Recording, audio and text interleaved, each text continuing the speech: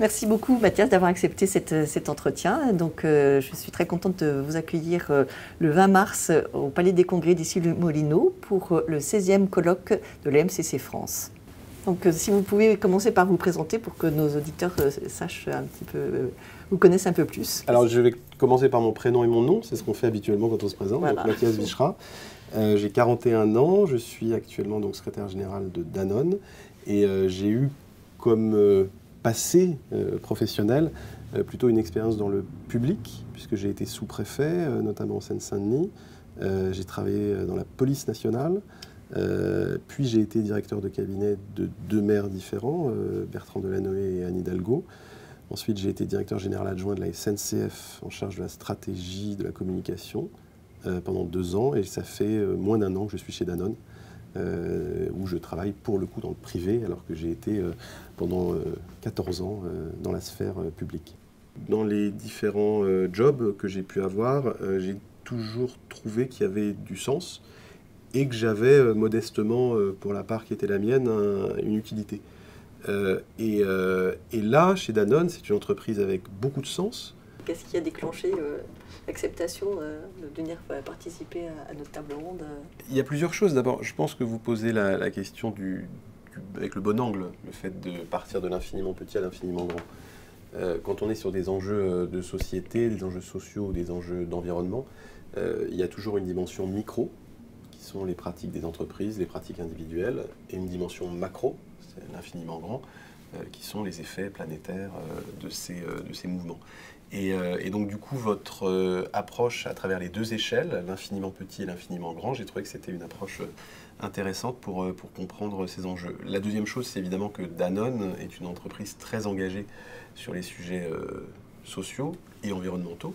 Danone a commencé avec la parole d'Antoine Riboud qui s'exprimait devant le CNPF, le MEDEF de l'époque, en 1972, avec le double projet. Le double projet, c'est du progrès social et de la réussite économique. Mais pas d'abord la réussite économique, puis le progrès social, c'est les deux en même temps. C'est vraiment lié les deux. C'est le fait de se dire qu'il n'y a de progrès économique durable qu'avec du social au cœur du processus de production.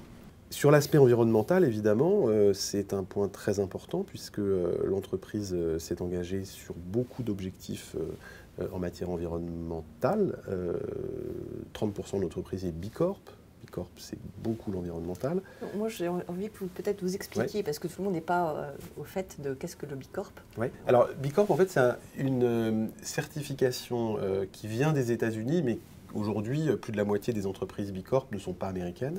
C'est une certification extrêmement poussée sur la responsabilité sociale et environnementale des entreprises. C'est-à-dire pour être Bicorp, il faut vraiment être très en avance sur le plan social, c'est-à-dire partage de la valeur, gouvernance avec les salariés, rapport avec les syndicats, impact social de l'entreprise, politique salariale.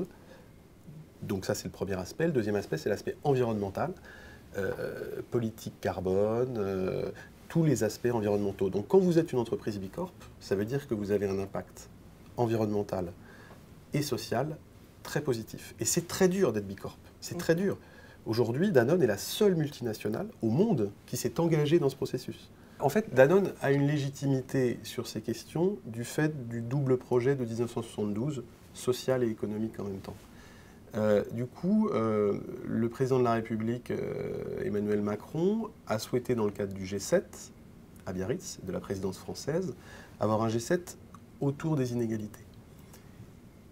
Et Danone, avec l'OCDE, avait déjà commencé à travailler la construction d'une coalition d'entreprises pour lutter contre les inégalités.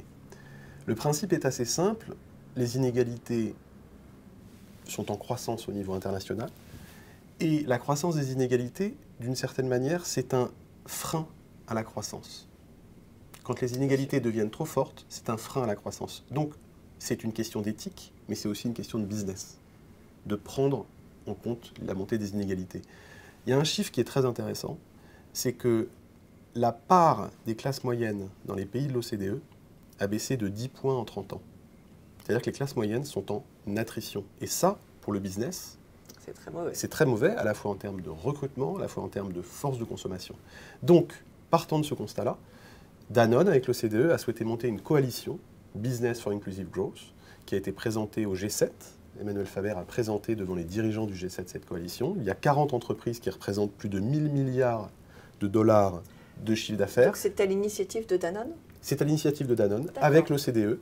Et ça a un effet sur le réel. Ce n'est pas simplement un lancement comme ça. C'est un effet sur le réel. Pourquoi? Parce que d'abord, il y a un manifeste qui engage les entreprises sur des principes d'égalité et de lutte contre les inégalités, de genre, des inégalités salariales, etc., dans toute la chaîne de valeur. Ce n'est pas le cœur de l'entreprise, c'est aussi jusqu'aux sous-traitants et dans tous les pays dans lesquels les entreprises opèrent. C'est la première chose de cette coalition. La deuxième chose, c'est un incubateur de projets.